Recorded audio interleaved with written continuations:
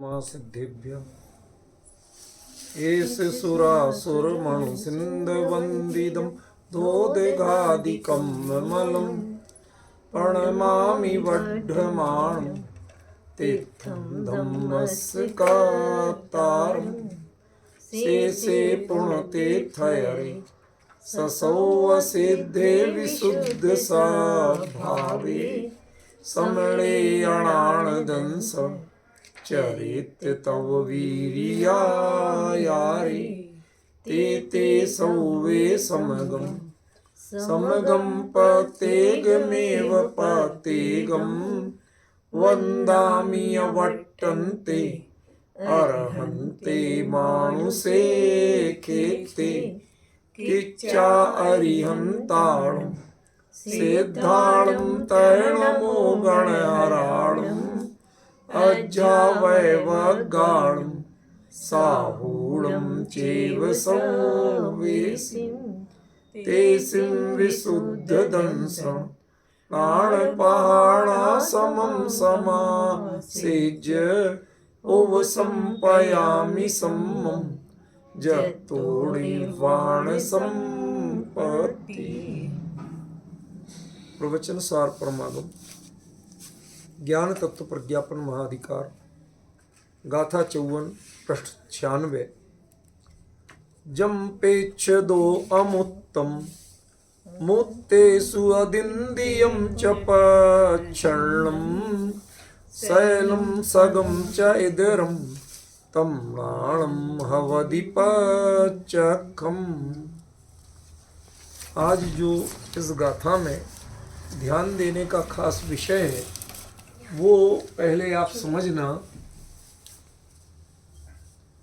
ये जो चा है इसका प्रयोग 2 बार आया है। देखिए, जम पेच्छुदो अदिन्द्रियम च पक्षणम, यहां पर अपन ने चा छोड़ा हुआ था लिखना।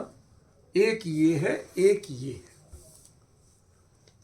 एक आप सामान्य चीज जानते होंगे कि यदि हमें 10 लोगों के भी नाम लेना हो तो हम बस लास्ट के जस्ट पहले ही और का प्रयोग करते हैं, कॉमन सेंस की बात है। और यदि 2 बातें हमें अलग अलग कहना हो, 2 ग्रुप बनाना हो, तो हम 2 बार और का प्रयोग करेंगे। इतनी बात समझ में आती है? कोई कठिन तो नहीं है, ठीक है ना। अब आचार्य ने यहां 2 बार चा का प्रयोग किया। इसका मतलब क्या हुआ? 2 बातें अलग अलग बताना चाहते, 2 ग्रुप हैं, ये सारा कुछ एक ही नहीं। समझ गए? कल आपको ध्यान हो, मैंने इसको ऊपर सर्कल लगाया था कि ये एक अलग चीज है, ये एक अलग चीज है। तो ये चा जो है ये इनके साथ जो ये 1 2 3 और 4 ये अपनी जगह सही है और ये अपनी जगह सही है। इसका कोई अन्वय नहीं करना, किसी को इधर से उधर उठा के नहीं रखना, ठीक है ना। मैंने आपको पहले भी कई बार बताया कि आचार्य कुंद के अन्य ग्रंथों की तुलना में प्रवचन सार एक ऐसा ग्रंथ है जिसमें अन्वय भी बहुत कम करना पड़ता है। माने शब्दों को आगे पीछे लगा के वाक्य नहीं बनाना पड़ता। वो इतनी ज्यादा उनमें ग्रिप आ चुकी थी भाषा पर, छंद पर, कि वो जो गद्य में कहना चाहते वैसे ही पद्य में लिख देते थे। बहुत मामूली सा एक आध अंतर आया तो आया, बाकी नहीं आता था, ठीक है ना। ये गाथा लगभग वैसी ही है। तो एक चीज इससे क्या बताया मैंने कि 2 बार चा का प्रयोग है, माने 2 अलग अलग बातें हैं, 2 अलग अलग ग्रुप हैं, और ये चा इनके लिए है और ये चा इसके लिए, ठीक है।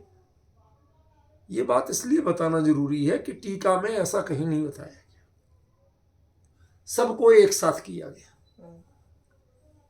तो हमें विचार तो करना पड़ेगा ना, कोई आधार तो चाहिए। आप किसी बात को एक परंपरा से अलग कहना चाहते हैं तो पहले आधार बनाओ, क्यों कहना चाहते हैं, ठीक है ना। थोड़ा सा विचार करना पड़ेगा कि आप ऐसा क्यों कहना चाहते हैं, कोई तो आधार बनेगा। और वो आधार मिलना चाहिए आचार्य के मूल वचनों में। तो वो आधार क्या बना? चा। क्योंकि चा का प्रयोग या हिंदी में और का प्रयोग यदि सारी शब्द माने एक ही कैटेगरी के हों, एक ही वाक्यांश में हों, तो एक बार आता है, 2 बार नहीं आता। 2 बार प्रयोग तब आता है कि जब 2 बातें अलग अलग कहना हो, 2 ग्रुप अलग अलग हो, तो एक इस ग्रुप का चाहे, एक इस ग्रुप का चाहे। जैसे मैं हिंदी में एक वाक्य प्रयोग करता कि राम, सोहन और मोहन वहां जाकर सीता, गीता और कोई भी नाम ले लो भैया, मैं नहीं आ रहा यार, ठीक है ना, उससे मिले, ठीक है ना। तो राम, सोहन और मोहन, अब ये बात एक ग्रुप अलग हो गया, वहां जाकर बीच में बात अलग हो गई, फिर सीता, गीता और राधा से मिले, तो अब ये और, तो अब आपको 2 ग्रुप अलग समझ में आ रहे हैं ना, तो 2 और की सार्थकता समझ में आ रही।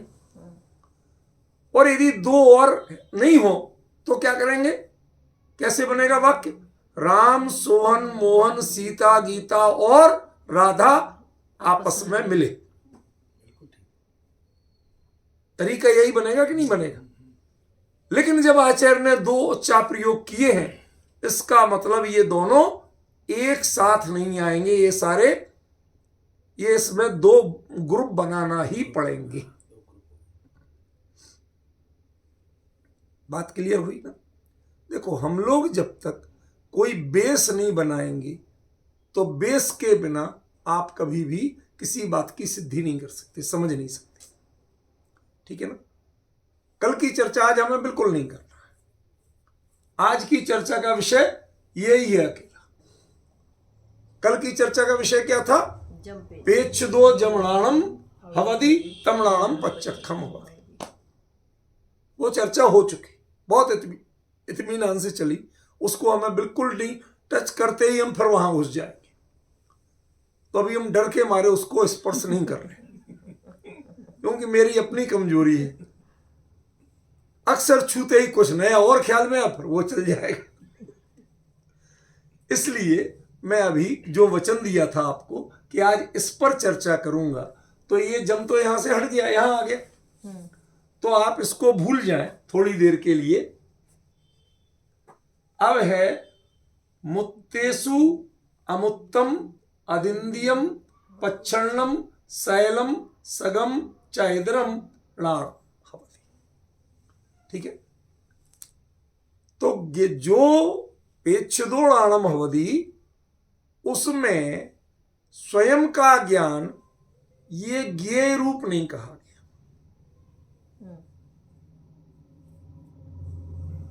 स्वयं का ज्ञान ये ज्ञेय रूप नहीं कहा गया, मानो उसमें स्वयं आत्मा ज्ञेय नहीं। वो ध्यान की परिभाषा में कितनी लिखा हो, जहां ध्यान ध्याता ध्येय को, जहां स्वयं ही ज्ञाता है, स्वयं ही ज्ञेय है, स्वयं ही ज्ञप्ति, वो सब बातें हैं, वो शब्द जाल ज्यादा है। वास्तविकता में स्वयं जब ज्ञाता हो, ठीक है ना, तो स्वयं को ज्ञेय नहीं कह सकते। अपने को जानना ये कोई ज्ञेय नहीं है।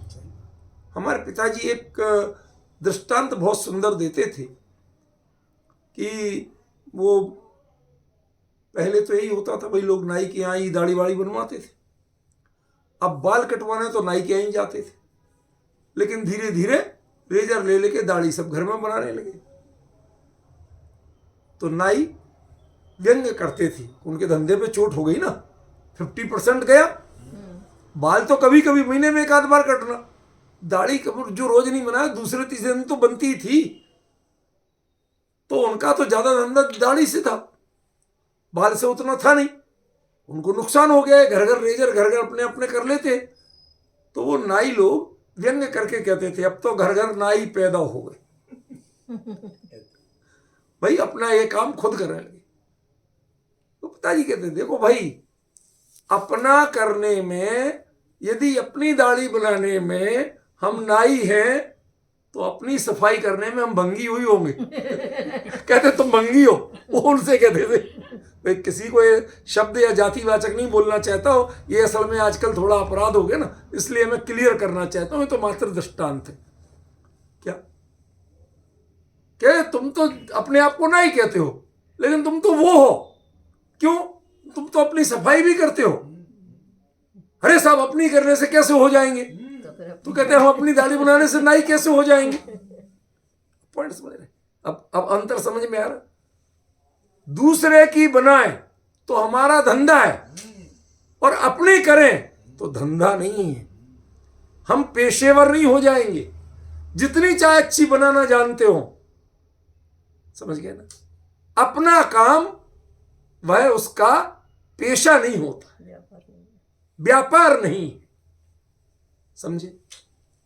इसी प्रकार अपना ज्ञान उसमें निज गे नहीं।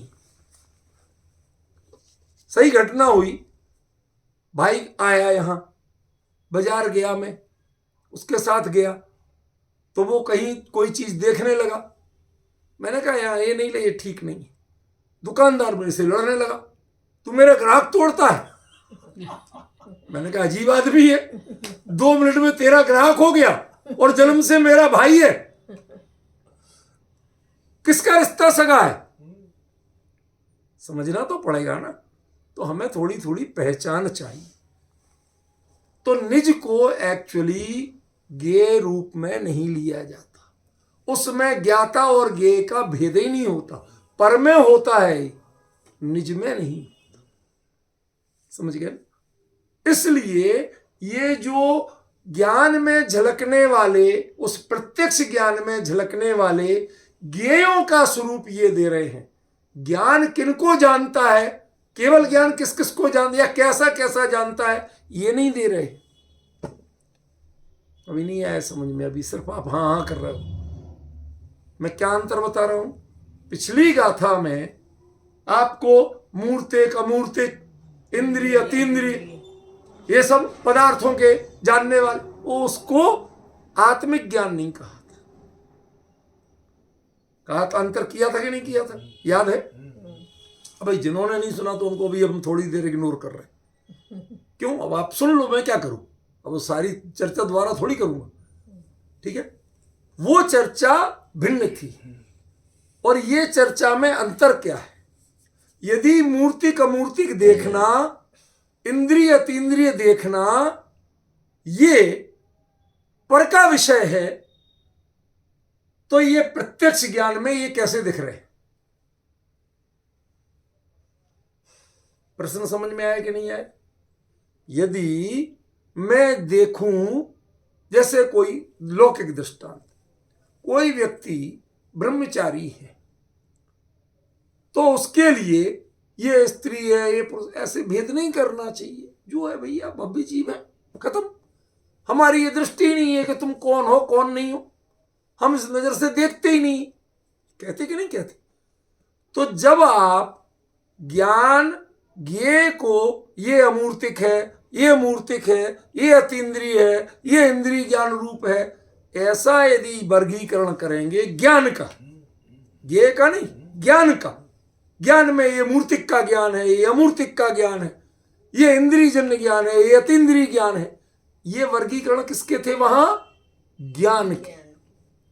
यदि ज्ञान के ऐसे वर्गीकरण करोगे तो वह वर्गीकरण किसके आधार पर कर जाएंगे? अत्थेसु, जो पदार्थों में प्रवृत्त हो रहा ज्ञान है, उससे जो उत्कृष्ट ज्ञान है वो तुम्हें जानना चाहिए। यही बात कही थी ना? अब समझ में आ रहा है पूरा? रूपल में क्लियर हो रहा ना?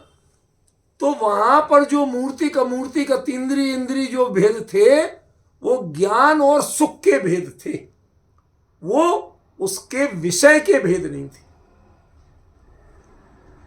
अब अंतर समझे?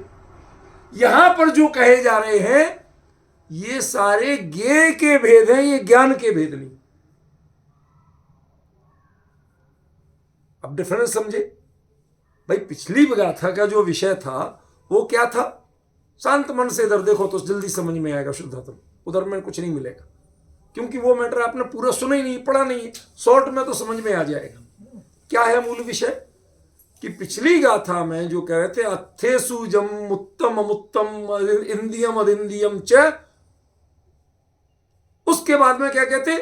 तेसु परम तमणेयम। अब मतलब मूर्तिक अमूर्तिक इंद्रिय अतीन्द्रिय, इनसे जो ज्ञान और सुख है, इससे जो उत्कृष्ट है वो तुम्हें जानना चाहिए। वो कौन है? तो यहां कह दिया कि पेच्छदो जमनाणम हवदी तम पच्चखम हवदी। वो कौन सा है? देखते हुए दर्शन गुण की प्रवृत्ति के साथ उसी समय जो ज्ञान होता है वो ज्ञान प्रत्यक्ष होता है। ये चर्चा अपनी पूरी कल चल चुकी, उसको नहीं दोहराऊंगा। अब वो ज्ञान में जानने में क्या क्या आता है, उस ज्ञान में क्या क्या जाना जाता है, समझ रहे हैं? इस ज्ञेय का वर्णन ये है। ये ज्ञान का, वहां जो मूर्ति का मूर्तिक था वो ज्ञान और सुख था, वहां जो इंद्रिय तीन्द्रिय था वो ज्ञान और सुख था, वो ज्ञेय का विशेषण नहीं था। और यहां है ये ज्ञेय का, तो ये कहने में दोष नहीं। ज्ञेय इतने प्रकार का है लेकिन ज्ञेय के आधारित ज्ञान उतने प्रकार का नहीं। विष ये जहरीला है कि नहीं है? और विष का ज्ञान जहरीला है कि नहीं है? नहीं। भाई आप ज्ञान करते हो, जान लेते हो कि ये विष है, तो आप नहीं खाते हो, तो बताओ वो विष का ज्ञान जहरीला है, जानलेवा है कि जीवन रक्षक है? डिफरेंस ख्याल में आ गया कि नहीं आ गया? पवन जी देखो, बात बिल्कुल बदलती है। हमारे लिए बड़े शांत आप देखते हो मेरे दृष्टांत सेकंडों के होते हैं, मिनटों में भी नहीं जाते। संकेत देना, इसके अलावा कुछ नहीं करना, समझे? तो विष का ज्ञान और विष ये दो भिन्न भिन्न चीज है, दोनों की प्रकृतियां भिन्न है। ज्ञान में विष नहीं होना चाहिए। किसी की सोच जानकारी जहरीली हो कि तुम जहर को क्यों जानना चाहते हो कि भाई साहब मुझे कुएं में मिलाना ताकि सारा गांव मर जाए, अब तुम्हारा ज्ञान जहरीला है। डिफरेंस समझे? विष का ज्ञान खतरनाक नहीं है, पर जिसके ज्ञान में हिंसा छुपी हुई हो उसके लिए उसका ज्ञान खतरनाक है, समझ गए? तो वहां ज्ञान में मूर्ति का मूर्तिक पने का निषेध किया था, ज्ञान में इंद्रिय तीन्द्रिय पने का निषेध किया था, लेकिन उस ज्ञान का ज्ञेय क्या क्या बनेगा इसमें मूर्ति का मूर्ति पने का निषेध नहीं है, इसमें इंद्रिय तीन्द्रिय पने का निषेध नहीं। जो है वो है, सभी बनेंगे ज्ञान। अब इसका अर्थ तो अभी बताऊंगा, अभी अर्थ पे मत जाओ। अभी हम ट्रैक कहां चेंज हो रहा है वहां उस पॉइंट पे ले जाना चाहते। देखो यहां पर ये जरा सी लाइन चेंज हुई। इंडिया में एक स्टेशन है, उसका नाम है इटारसी।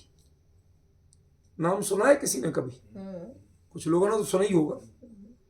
उसकी एक बड़ी खूबी है, उसमें पूरे पूरब पश्चिम उत्तर दक्षिण चारों की ट्रेनें एक साथ क्रॉस होती।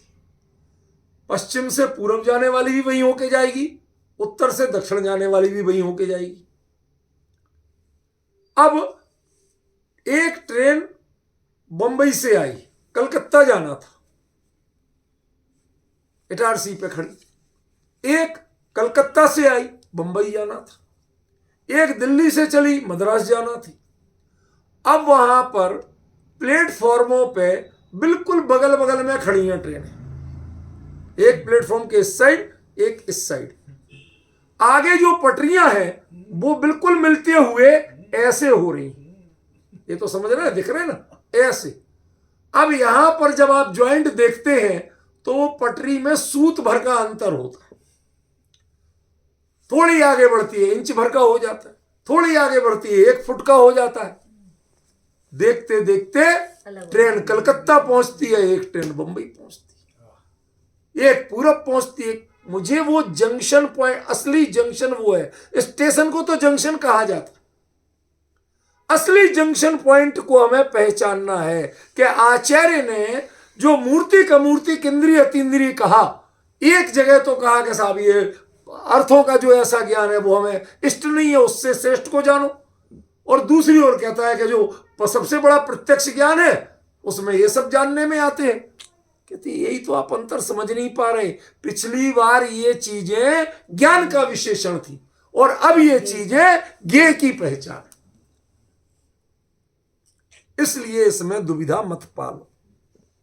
कल यही बात बताई थी कि यहां भी मूर्ति का तीन्द्रिय आदि की बात कही, और पिछली गाथा में भी कही थी, वहां उसका निषेध किया था। उनसे भिन्न जो है उत्कृष्ट उसको जानो, और यहां कह रहे एक केवल ज्ञान इसको जानता है।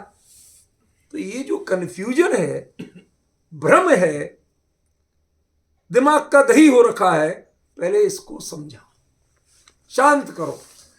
बहुत झाग उठ रहा है, समझ में नहीं आ रहा कि अंदर है क्या। पहले इस झाग को शांत करो, ठीक है। ये लेडीज बहुत चतुर होती है, बाकी कुंद ने बिल्कुल सही लिखा है। इनके लिए कभी 4 लोगों के लिए दूध हो, 5 आ जाए, ये नाप नाप के देती, माप के नहीं देती है, नाप के देती है। मापने और नापने में अंदर जानते हो, हाँ, मापा जाता है लीटर से और नापा जाता है मीटर से। फिर ये मीटर से दूध नापती है। ऐसे ऐसे गड़बड़ करेंगी, दूध उतना ही दिया जाएगा, झाग पूरा भर जाएगा। देखने में बड़ा हो जाएगा। सब जो पहले दूध दे रहे थे 4 गिलास, उससे भी ज्यादा दूध दिखता है ऊपर तक, बिल्कुल ऐसे। और चतुराई दिखाएंगी, थोड़े से बादाम पिस्ता और डाल देंगे, केसर का रेशा डाल देंगी। अब तो आपको लगेगा साहब हमें तो बहुत बढ़िया दूध मिला, समझ गया। लेकिन असल में दूध की मात्रा कम हुई, पूरी नहीं हुई। तो हमें इस झाग को हटा के, भ्रम किससे हो रहा है, झाग से, उसको हटा के देखना पड़ेगा कि दूध कितना है। हम लोग जब पहले दूध लेने जाते थे गांव में, तो जिनके यहां जाते थे तो वो जोर जोर से लगाता था दूध, तिरछी करके, जिससे झाग बने, और लगाते ही फटाफट नापेंगे। देखो तुम्हारी आंख के सामने लगाया, बिल्कुल प्योर दूध दे रहे। लेकिन कहां मारते थे चोट, झाग में, उसमें मिलाएंगे नहीं, ऐसा लेके माप दिया। अब आपको तो पूरा भरा दिखा, अब वो लीटर कितना भरा था ये तो वही जानते। आराम से 4 लीटर दूध 5 बार नाप देते थे, निकले ही 4 लीटर, और 5 लीटर दे दिया, और थोड़ा सा बचा भी। इसलिए इस झाग को हटाओ, जो भ्रम उत्पन्न कर रहा है दिमाग में, उसको हटाओ। और उसको हटाने का तरीका क्या है कि पहले ये जान लो कि पिछली गाथा में ये जो विषय थे वो ज्ञान और सुख के विशेषण थे, और यहां जो विषय है वो ज्ञेय के विशेषण है, वो ज्ञान के विशेषण नहीं है। उनसे भिन्न ज्ञान को जानने की बात, ज्ञान और सुख को जानने की प्रेरणा दी गई थी, और यहां उनसे भिन्न ज्ञान और सुख में क्या क्या ज्ञेय होता है उसकी बात कही। अब कुछ क्लियर हुआ रूपल बहन, समझ में आया? चलो अब आगे की बात करते हैं। भाई पहले हमारे लिए ट्रैक कहां बदला है वो तो पता कर लें, उसके बाद बात करेंगे। नहीं तो आपको लगेगा कि कल तक तो आप कह रहे थे कि अतीन्द्रिय अमूर्त ये सब गड़बड़ है, और अब आप उन्हीं का समर्थन कर रहे हैं। तो पहले क्लियर होना चाहिए, ठीक है ना। अब देखिए, जो केवली का ज्ञान है उसमें शुरुआत कहां से होती है? केवली पने की शुरुआत माने प्रत्यक्ष ज्ञान की शुरुआत कहां से होती है? तो एक्चुअली मुत्तेषु अमुत्तम नहीं है, ये पहले अमुत्तम है। नंबर 1 पे प्रत्यक्ष ज्ञान की पहली पहचान क्या? कि वो अमूर्तिक पदार्थ को जान लेता है। छद्मस्त अमूर्तिक की परिभाषा तो जानता है, प्रयोग नहीं जानता। वो 5 अमूर्तिक द्रव्यों की परिभाषा जानता है, लेकिन ज्ञान से उनको नहीं जानता। क्षोभसम्य रटना अलग चीज है, उसे ज्ञान हुआ शब्द का, और शब्द क्या है? मूर्तिक के अमूर्तिक। मूर्ति सद्दो बंदो सुमो थूलो संठान वेदितम छाया उज्जो दादव सैया पोगल दवस पाजा। पुद्गल द्रव्य की पहली पर्याय कहेगी शब्द। क्यों कही? रूपल बहन कभी सोचा भाई पुद्गल द्रव्य की बहुत सी पर्याय हैं, सबसे पहली शब्द क्यों कही? कि ये सबसे खतरनाक चीज है, इससे आप प्राय अमूर्तिक का वर्णन पढ़ते हैं, और भला आदमी खुद मूर्तिक। शब्द खुद मूर्ति है। परिभाषाएं पढ़ते हैं इतनी पवित्र, और जो स्याही है वो बिल्कुल पवित्र नहीं। अंतर समझ रहे ना? इसलिए आचार्य ने भी बड़ी चतुराई दिखाई। उनने सबसे पहली पुद्गल की पर्याय शब्द को लिख दिया कि पहले इसे जान लेना, और सब में तो तुम ठीक बने रहते हो, इसमें बहुत धोखा खाते हो। अहम एक को खलु शुद्धो, तो वो शब्द नहीं है शुद्ध, शब्द एक नहीं है, शब्द मैं नहीं हूं। जो शब्द तुम रट रहे हो वो तुम्हारा स्वरूप, उसको रटने से तुम सम्यक दृष्टि नहीं हो जाओगे। आज गाथाएं धाड़ धाड़ सुनाते हैं, क्यों? बच्चों को तो शोभा देते हैं, बच्चे कभी गाथाएं सुनाए तो हम भी उन्हें इनाम देते हैं, पुरस्कार देते हैं। लेकिन बच्चों को पुरस्कार दिए जाएं तो बड़े भी समझ लें कि चलो इनको मिला था, आपने बहुत तारीफ की थी उनकी, हम भी गाथा रट लेते हैं, अब हमें भी सम्यक दृष्टि मान लेना। कहते भाई साहब ये धोखा मत पालो, तुम बच्चे नहीं हो। विद्वान जब शब्दों के में खेलने लगते हैं तो वहां ये प्रतिबंध लगाना पड़ेगा कि शब्दोणाणम न हवदी, शब्द ये ज्ञान नहीं। आचार्य कुंद कुंद का ये वाक्य है, सद्दोणाणम न हवदी। क्यों कहना पड़ा? शब्द से ज्ञान हो सकता है आपको, लेकिन शब्द स्वयं ज्ञान नहीं। शब्द का ज्ञान हो जाने से तुम ज्ञानी नहीं हो जाओगे, तुम्हें उस तत्व को, उस मर्म को स्वयं आत्मसात करना पड़ेगा। समझे? तो इसमें पहला क्या हुआ? अमुत्तम। क्यों बताना पड़ा? क्योंकि प्रत्यक्ष ज्ञान की शुरुआत, वो टर्निंग पॉइंट वो है कि जो अमूर्तिक की बात नहीं करता है बल्कि अमूर्तिक को प्रत्यक्ष जानता है, वो तो ज्ञानी प्रत्यक्ष है ना। वो बातें करते ही नहीं है, वो बातें करना जानती नहीं। पंडित बातें करने के अलावा कुछ नहीं जानते, और प्रत्यक्ष ज्ञान बातें नहीं करता, वो प्रत्यक्ष जानता। सारे पंडितों की पंडिताई को कुएं में डाल देता है, प्रत्यक्ष जानता है। वो कहता है जानो, बातें मत करो। पंडित बातें करो, जानना समझना कुछ नहीं। समझ गया? बड़ी चतुराई का प्रयोग किया आचार्य। एक एक पे चलूंगा, जरा आराम से चलूंगा। सबसे पहला पॉइंट का अमुत्तम, अमूर्तिक को जानता है। यह प्रत्यक्ष ज्ञान की पहली आइडेंटिफिकेशन है। क्या एक व्यक्ति बोले कि भाई साहब गजब है, आप ऐसा किया करो, मेरे को बता रहे थे, 3-4 साल हो गए, भाई साहब आप ऐसा ऐसा किया करो, आपको सम्यक दर्शन हो जाएगा। बहुत अच्छी बात की भाई साहब, धन्यवाद आपको, आपने हमारे बारे में इतना सोचा, धन्यवाद। मैंने कहा भाई साहब जो आप कह रहे हो कि ऐसा ऐसा किया करो, तो ये कर्ता भाव से सम्यक दर्शन होता है क्या? कर्ता भाव सम्यक दर्शन का कारक है क्या? कुंद कुंद ने समय सार में 2 अधिकार कर्ता भाव के निषेध से लिखे, और आप कह रहे ऐसा करने से। अब शक पका गए कि आप क्या कह रहे हो? मैंने कहा मैं कुछ नहीं कह रहा हूं, आपसे पूछ रहा हूं। मैं कम समझदार हूं, आप ज्यादा समझदार हो, आप बता दो मुझे। समझे? पहले मुद्दे की पहचान लो, जिससे जो ज्ञानी होगा वो उसका राग भले ही कोई बात कर दे पर श्रद्धान अन्यथा बात नहीं कर सकता। ये आज का सचिन नोट करने वाला वाक्य है। राग उसकी भूमिका के विपरीत बात कर सकता है। समझिए? अविरति सम्यक दृष्टि है, उसको निर्णय सच्चा है, पर राग तो दूसरी बात बोल सकता है। ये मेरा बेटा है, बोलेगा कि नहीं बोलेगा? ये मेरा घर है, ये हमारा मंदिर है, यार रोज जब प्रक्षाल पूजन करने जाते भगवान हमने विराजमान कराए थे।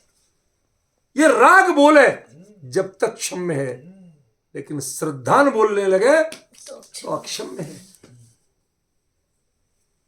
एक भूमिका में 2 चीजें चल सकती, वो 2 गुणों की भिन्न भिन्न परिणतियां हैं।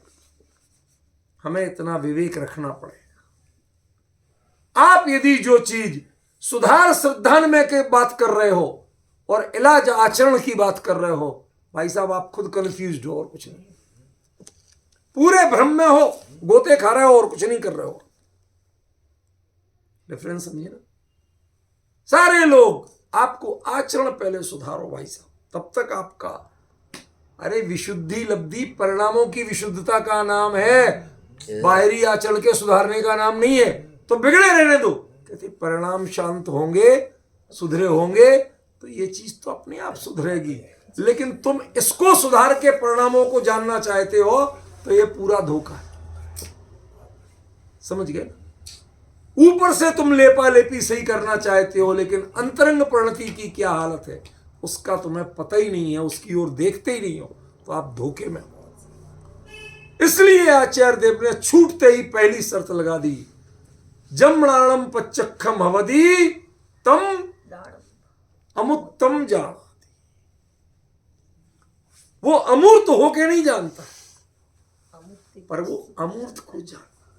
जब आप पहचान कर लो कि अमूर्त का ज्ञान हो रहा है तो ज्ञान प्रत्यक्ष है।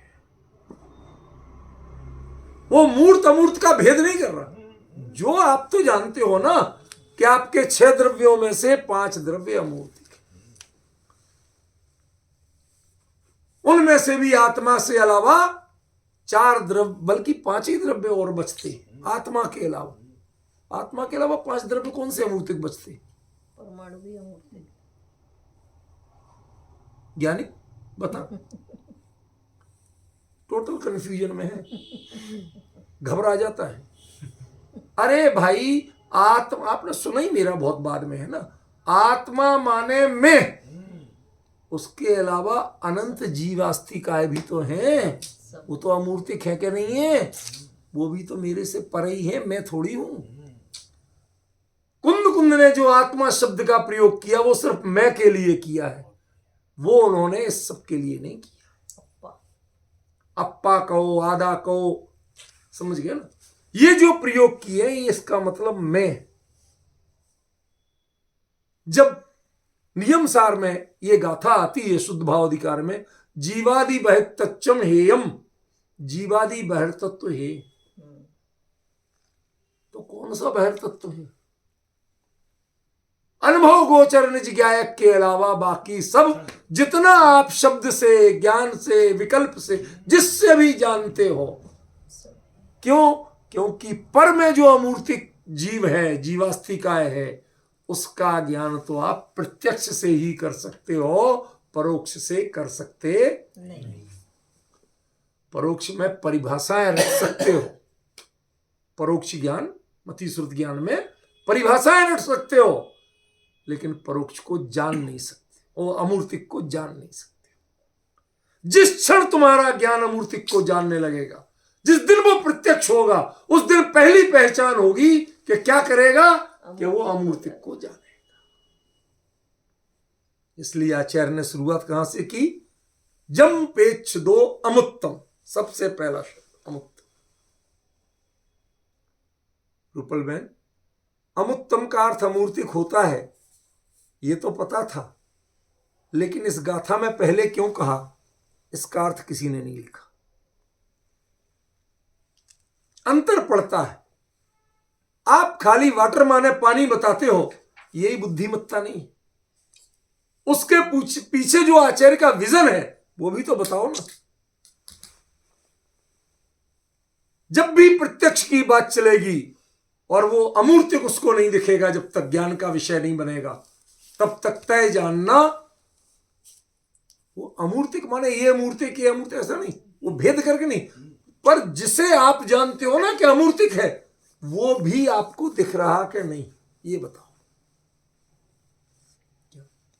जैसे देख रहे वो आंखों का डॉक्टर, वो सामने लगा लगा, ये दिख रहा कि नहीं, ये बताओ। तो दिख रहा तो तुम्हारी आंख का है, कैसा क्लियर है नहीं है वो बात बोला, लेकिन जिसको पता ही नहीं चल रहा, दिख ही नहीं रहा कि क्या है, क्या,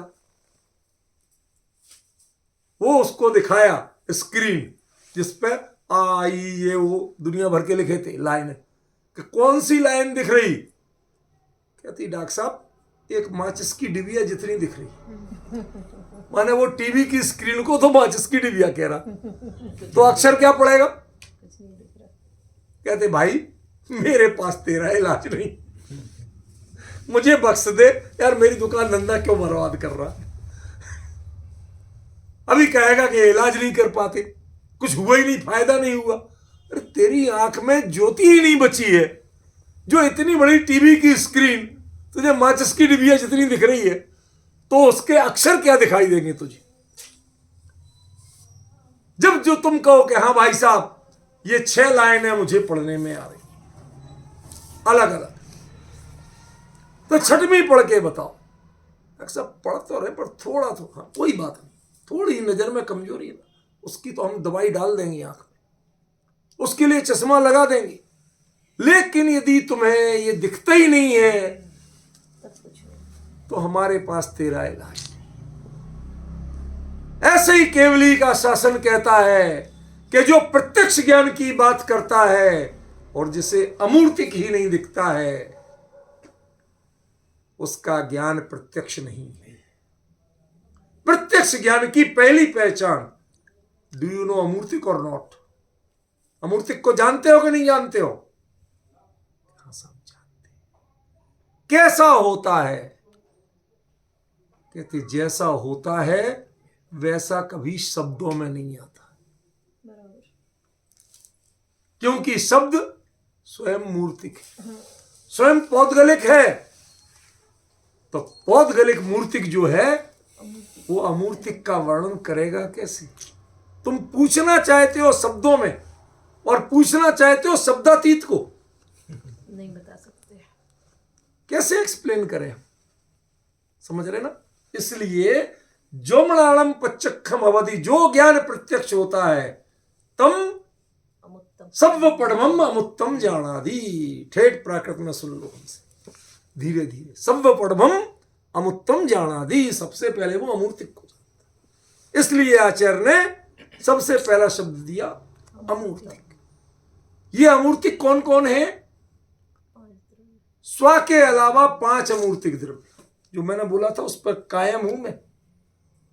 स्व के अलावा, क्योंकि स्व को तो इधर लिया, रूपल में दिख रहा है, स्व को इधर लिया है, तो इसका मतलब इधर नहीं है वो, 5 द्रव्य। लेकिन फिर भी 5 द्रव्य हैं। क्यों? क्योंकि जितने जीवास्तिकाएं हैं वो भी तो द्रव्य है कि नहीं है, वो भी तो अमूर्तिक है कि नहीं है। बिल्कुल। क्या आप उनको जानते हो? आप तो चमड़े को जानते हो, छद्मस्त जीव को। आप लिंग को जानते हो, कौन सा लिंग है, पुल्लिंग है, स्त्रीलिंग है, नपुंसक, ये जानते हो। आप बालों की स्टाइल को जानते हो, चेहरे की मुद्रा को जानते हो, सौंदर्य और असौंदर्य को जानते हो। तुमने इसमें जो अमूर्तिक तत्व जीवास्तिकाएं है, क्या उसको जाना आज तक? नहीं जाना, माना तुमने अमूर्तिक को नहीं जाना। अब मैं आपसे पूछता हूं कि मैं आपको जानता हूं कि नहीं? नहीं जानते। और आप मुझे जानते हो कि नहीं? नहीं जानते। रूपल मैन लिख के रखना, हमारी मैडम हमसे करी, मैं तुम्हें नहीं जानता।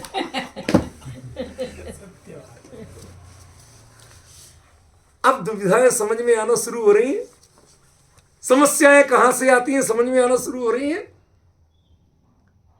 ये है, यदि आप कहो कि हाँ हम जीवास्तिकाय को जानते हैं, तो प्रत्यक्ष। तो मैं तो जीवास्तिकाय हूं, क्या आपके ज्ञान का विषय हूं? जिसको आप जानते हो वो तो मैं हूं ही नहीं। जिन कपड़ों को, हाथ पैर को, जिन जिन चीजों को आप जानते हो वो मैं नहीं हूं, और जो मैं हूं उसे आप जानते नहीं। कहते अच्छा चलो थोड़ा 50-50 करते। कैसा? कि भाई जो काम क्रोधादि भाव हैं ये तो चेतन है ना, ये तो जड़ नहीं है, तो मैं आपके काम क्रोधादि भावों को जानता हूं। देखने में चमड़े की आंख से तो देह दिख रही थी, पर बात तो ज्ञान की हो रही थी ना। तो मैं विषय से भटका नहीं हूं, मैं विषय को ही स्पष्ट कर रहा हूं। बात किसकी थी? ज्ञान की। ज्ञान की और ज्ञेय की। तो मैं आपके रागादि भावों को भी तो जानता हूं। अरे इसमें आप हमारे पुरुषों के साथ तो पंडिताई दिखा देना, स्त्रियों के साथ पंडिताई नहीं दिखाना। इनके मन में के होवे और दिखावे के। ये परमात्मा कुंद कुंद ने भी हथियार डाल दिए थे, माया चारो वित्तीड़म। वो कहते भाई साहब मैं भी नहीं जान पाया, केवली भी कहते थे मैं भी नहीं जान पाया कि असल में है क्या। समझ गए ना? ये बहुत बड़ी अभिनेत्रियां होती हैं।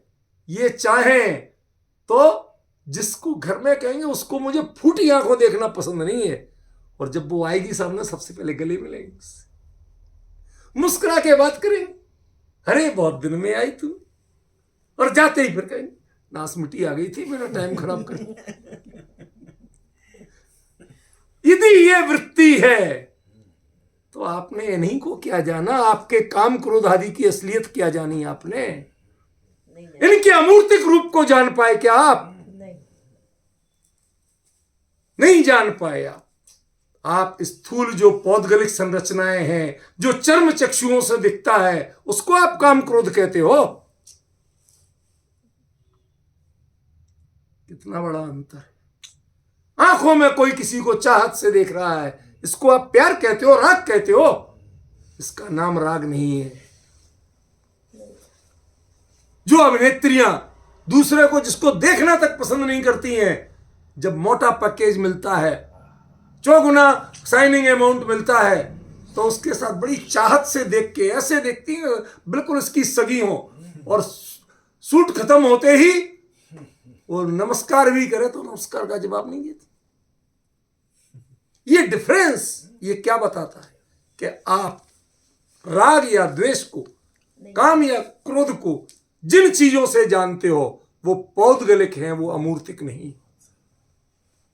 अमूर्तिक को तो आप अब भी नहीं जानते हो। इसलिए जिन काम क्रोध की जानने की बात कर रहे हो, वास्तव में आप उन्हें कुछ नहीं जानते, क्योंकि उनका ओरिजिनल रूप जो अमूर्तिक है वो आपको आज तक नहीं दिखा।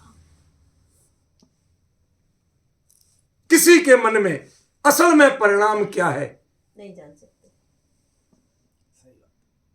समझ गए ना? इसलिए 5 अमूर्तिक है, मेरे अलावा 5 अमूर्तिक।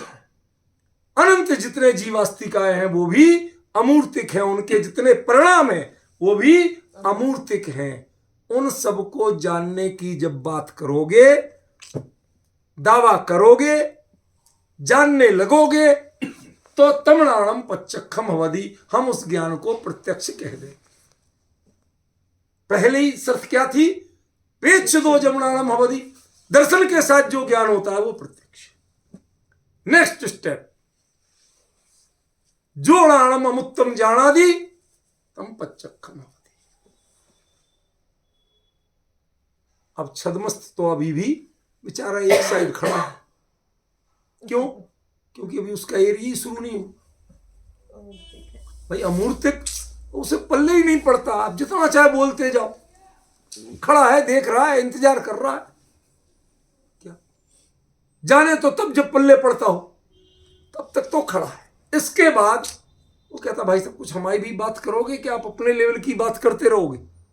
करते हैं कि मुत्तेसु मूर्तिक पदार्थ, उन मूर्तिक पदार्थों में क्या खूबी है बताओ? मूर्तिक पदार्थों में भी कई ऐसे हैं जो अतीन्द्रिय हैं। एक्चुअली मुत्तेसी अदिंदियम यहां से शुरू होता है। ये मूर्तिक में अदिंदियम पच्छन्नम 2 भेद है मूर्तिक के। जो अतीन्द्रिय है, मूर्तिक है पर अतीन्द्रिय है। क्या हो सकता है ऐसा? अकेला परमाणु नहीं, बहुत सारी नहीं, ऐसे बहुत सारी भी नहीं। उत्तर क्लियर होना चाहिए। नियम सार में जो 6 भेद पुद्गल के बताए गए थे, ऐ थूल थूल थूलम बताए थे ना, उसमें सुहुम सुहुम स्वयमम, ये जो अंत के 2 भेद हैं वो अमूर्त वो दोनों के दोनों भेद अधिक कैसे अदिंदियम, वो इंद्रियातीत है। समझ गए? कारमान वर्गणा है, वो परमाणु नहीं है, वो तो वर्गणा है, कारमान स्कंद है, पुत्र वो भी हमारे ज्ञान का विषय नहीं, मूर्तिक है पर अतीन्द्रिय है। इसलिए ये जो अर्थ किया गया ना, आपने पढ़ लिया परमाणु आदि, ये मुद्दा नहीं है, ये बड़ा स्थूल अर्थ है। नियम सार में कुंद कुंदाचार्य देव ने इसका बड़ा सटीक विवेचन किया।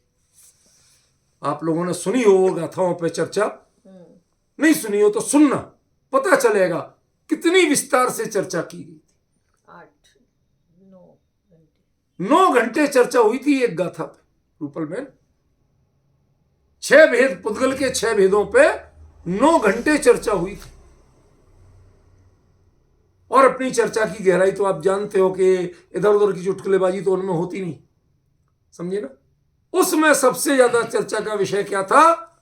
लास्ट के 3, वो तीनों के तीनों क्या है? अतीन्द्रिय। शुद्धात्म बेटा, आपको ये चीजों का अंतर अभी परखना पड़ेगा। हम लोग स्थूल उत्तर देना सीख गए, समझ गया ना। आपको स्थूल नहीं, स्पेसिफिक उत्तर देना आना चाहिए। जनरली तो यही कहा जाता है, ये नहीं चलेगा, अब आप बच्चे नहीं। यदि विद्वान होकर गद्दी पे बैठते हो तो आपको विद्वानों की भाषा बोलना पड़ेगी, शास्त्र के प्रॉपर शब्द जानना पड़ेंगे और प्रॉपर ही उत्तर देना पड़ेगा। 3 तरह के पुद्गल जो हैं,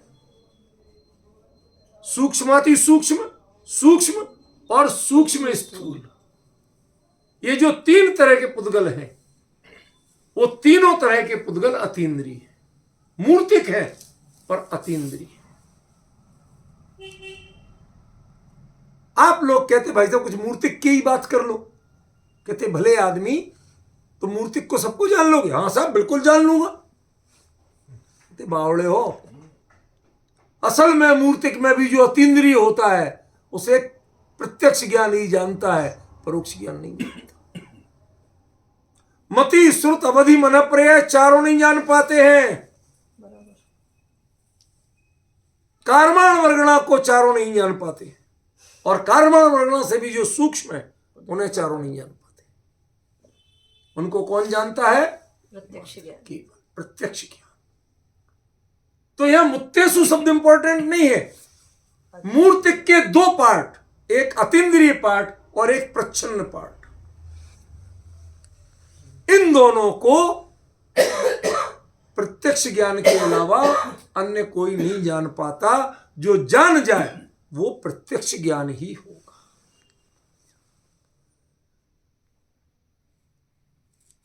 ये जो 6 भेद हैं उद्गल के, इनकी चर्चा कुंद कुंद के अन्य ग्रंथों में कहीं इस रूप में नहीं मिलती जिस रूप में नियम सार में की। और उस चर्चा में मैंने उनका विजन बताया था कि आचार्य ने ये चर्चा यहां क्यों की। मुझे तो बड़ा खेद होता है कि जब हमारे मुमुक्षु विद्वान अपने मुमुक्षुपने के गर्व में अजीब अधिकार को छोड़ दो, भैया ये तो अजीब की चर्चा है, क्या करना, हम कहाँ फालतू में, हम तो ज्ञायक वाले हैं। कुंद कुंद को तो अकल थी नहीं इतनी जितनी आपको है। सोचना चाहिए हमें। कुंद कुंद जैसे महान आचार्य, और उन्होंने निज भावना निमित्त जो ग्रंथ लिखा उस पर आप कमेंट्स ऐसे करते हो, स्कंद के 6 भेद, तो ये चीजें आप चोट खा रहे हो।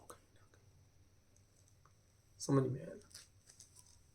चलो, अदिंदियम, इसके बाद चा है, माने मूर्तिक के 2 भेद हुए, अदिंदियम च पच्छन्नम। पच्छन्नम माने जो प्रच्छन्न है, प्रच्छन्न माने हमारी पकड़ से बाहर है तो बट हम नहीं जान पाते जिनको। ऐसे जो प्रच्छन्न है उनको क्या कहा?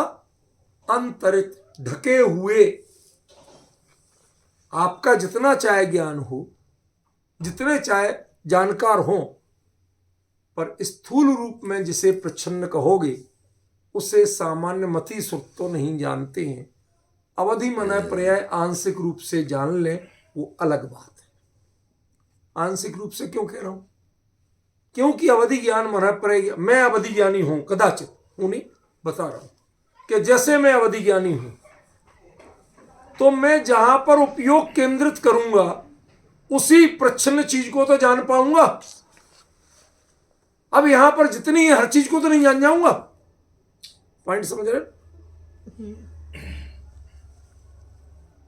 तो प्रच्छन्न जो है उसको आप कई तरह के प्रच्छन्न होते हैं, कई क्षेत्र से प्रच्छन्न है, मेरु आदि कई काल से प्रच्छन्न है, उनको अंतरित कहा गया था, सूक्ष्मांतरित दूरार्थ, वो सब आ रहे हैं इसमें, ठीक है ना। वो जो चीजें हैं वो सब प्रच्छन्न है, ठीक है ना। ये एक ग्रुप हुआ।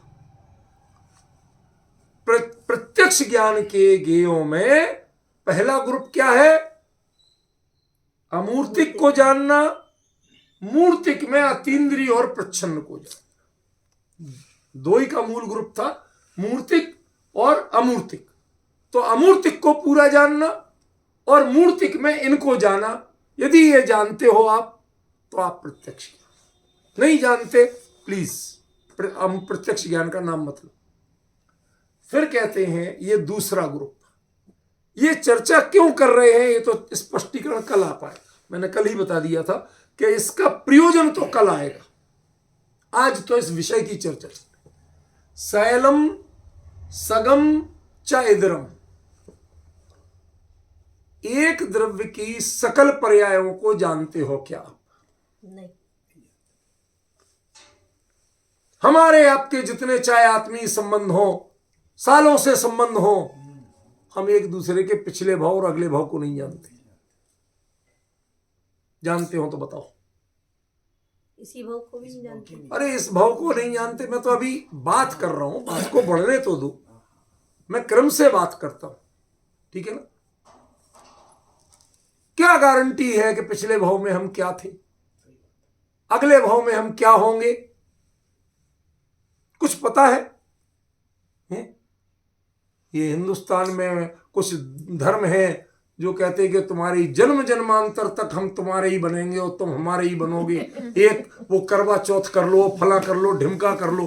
ये ऐसा जादू फेरते हैं कि परमात्मा ही जाने, पंडितों के पेट भर जाते हैं, ठीक है ना। जनानियों के लिए गहने कपड़े आ जाते हैं, इसके अलावा मर्दों की तो बेचारों की जेब कटती है और कुछ नहीं। 7 जन्म तक सिर्फ जेब कटवाने के लिए होता। सबसे निरीह प्राणी है वो। इधर आधा पंडित लूटते हैं, आधा घरवाली लूटती है। वो अगला जन्म और पिछला जन्म उसे पता ही नहीं। भाई साहब पहले ये जन्म तो हमारा सुखमय कर दो, तुम अगले जन्म और पिछले जन्म की बात करते हो, इसका तो ठिकाना पाड़ दो पहले। क्या पट्टी पढ़ाते हैं, क्या दिमाग पे मोहन धूल डालते हैं, आदमी उल्लू बन के रह जाता। किसने देखा कि अगला जन्म क्या और पिछला जन्म क्या? लेकिन उसके लिए सारे प्रयोग किए जा रहे हैं, अनुष्ठान किए जा रहे हैं, क्या क्या ठग विद्याएं बनाई। सच पूछे तो 90% तो चाहते ही नहीं है कि अगले भाव में साथ कहते ये निभ गया, यही बड़ी बात।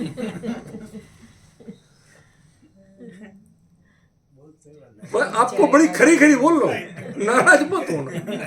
90% मुश्किल से ही लोग 10% निकलेंगे जिनके वास्तव में भले ही राग की स्थिति सही, लेकिन ऐसी है कि एक दूसरे के प्रति कृतज्ञ हैं कि हाँ भैया मैं जैसा भी था एक तूने ही निभाया और तेरे जैसी ही तू ही हमें मिल जाए तो अगला भाव भी किसी तरह निभ जाएगा। ऐसे संसार की दृष्टि से बात कर रहा हूं, ये धर्म और प्रवचनसार की दृष्टि से बात नहीं कर रहा हूं, ये तो दृष्टांत है। ऐसा कहने वाले भी मुश्किल से 10% निकलेंगे, लेकिन उनमें हर किसी को करवा चौथ करना पड़ती है और कराना पड़ती है। ये है मोहन धूल डालना, चोणे में बेवकूफ बनाना, और कुछ नहीं। समझ में? सब ऐसे सुनाते हैं और ऐसे अंधविश्वासों में सारा जीवन चला जा रहा है। समझ गए ना? जो कुछ भी है सब में इतना बेवकूफ बनाया जाता है। जिन्हें वर्तमान का पता नहीं है वो अतीत और अनागत के दावे करते हैं।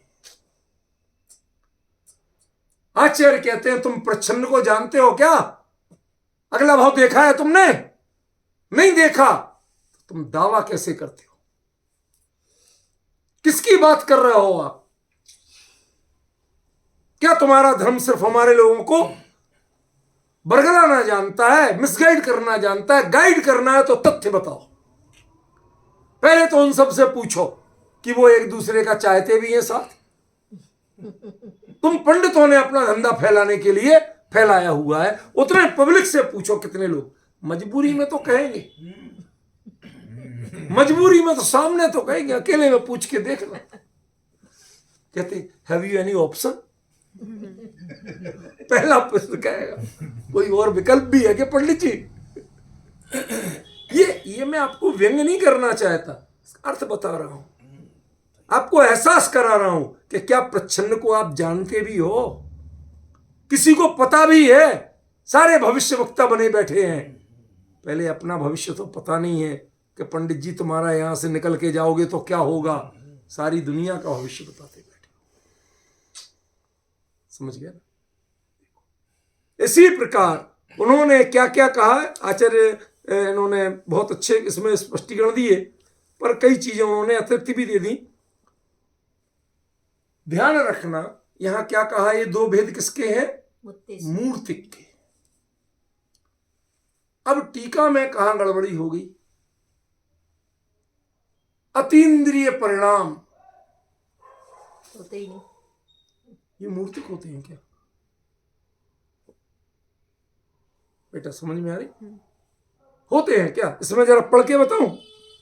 निर्विकार परमानंदैक सुखास्वाद परिणति रूप परमात्मनो वर्तमान समय ते प्रवृत्तियों समस्त द्रव्याणाम वर्तमान समयगत परिणामास्ते काल प्रच्छन्न। देखो अगले ही पेज पे जहां ये बीच की जो होता ना जैसेनाचार्य की टीका, उसमें तो इधर दिया है इस पे देखो जरा, पच्छन्नम के नीचे पढ़ो। कालाणु प्रवृत्ति द्रव्य रूपेण प्रच्छन्नम व्यवहितम अंतरितम अलोकाकाश प्रदेश प्रवृत्ति क्षेत्र प्रच्छन्नम। ये अलोकाकाश अमूर्तिक है क्या मूर्तिक? तो अलोकाकाश के प्रदेश कौन होंगे? मूर्तिक क्या मूर्तिक? तुम्हें मूर्तिक में दो भेद हैं, अतीन्द्रिय और प्रच्छन्न। तो वर्णन किसका करना था? जो मूर्तिक में अतीन्द्रिय और प्रच्छन्न उनका करना था, क्या अलोकाकाश का करना था? अब पॉइंट समझ रहे हैं? ये मैं आपको किसी आचार्य के प्रति अभिनय नहीं सिखा रहा हूं, लेकिन आप पढ़ते समय आंख और दिमाग खोल के चलो। आचार्य क्या कह रहे हैं, मूल आचार्य की गाथा में क्या है, उस पर फोकस करें। समझ रहे ना? ये दो भेद जो है मूर्तिक के, कि तुम कहते हो कि मूर्तिक को जानते हो। कौन सा ज्ञान प्रत्यक्ष है? कि जो मूर्तिक में अतीन्द्रिय और प्रच्छन्न को जानता है वो ज्ञान प्रत्यक्ष। मूर्तिक में इसीलिए सप्तमी लगी है। हाँ, मूर्तिक पदार्थों में जो अतीन्द्रिय और प्रच्छन्न को जानता है वो ज्ञान प्रत्यक्ष। ये प्रत्यक्ष ज्ञान की विवेचन चल रहा है कि प्रत्यक्ष कौन? नंबर एक, जो अमूर्तिक को जानता है वो प्रत्यक्ष। नंबर दो, जो मूर्तिक में अतीन्द्रिय और प्रच्छन्न को जानता है वो ज्ञान प्रत्यक्ष है। और नंबर तीन, जो शैलम सगम च इदरम जानादि तमनाणम पच्चखम। ये तीन का तो अभी अपने बात ही शुरू नहीं कर पाए। समझ गए ना? यहीं अटक के रह गए। सब में द्वितीय लगी है और मुत्तेसु में सप्तमी लगी है। हाँ, बाकी सब में तो वो असल में मुत्तेसु में ये दो है। हाँ। चाक लग गया ना तो ये बात यही खत्म हो गई। ये बिल्कुल अलग है। बाकी सब में द्वितीय लगी। समझ गए ना? अब ये जानने का तरीका अलग है। प्रत्यक्ष ज्ञान इनको जानता कैसे है ये आपको कल क्लियर करूंगा। इनको कैसे जानता है ये आज क्लियर किया। ठीक है ना? अब ये चर्चा अपनी चलेगी और कल हम शांति से इसको समझेंगे। उसके बाद ये गाथा में आचार्य असल में क्या कहना चाहते, क्यों कही ये गाथा, उसका मर्म आपको परसों बताया जाएगा। कल नहीं हो पाएगा, कल तो अकेला ही हो पाएगा। क्या करें साहब, मेरी कमजोरी है, धीरे चल पाता हूँ, मैं दौड़ नहीं पाता। जय जी।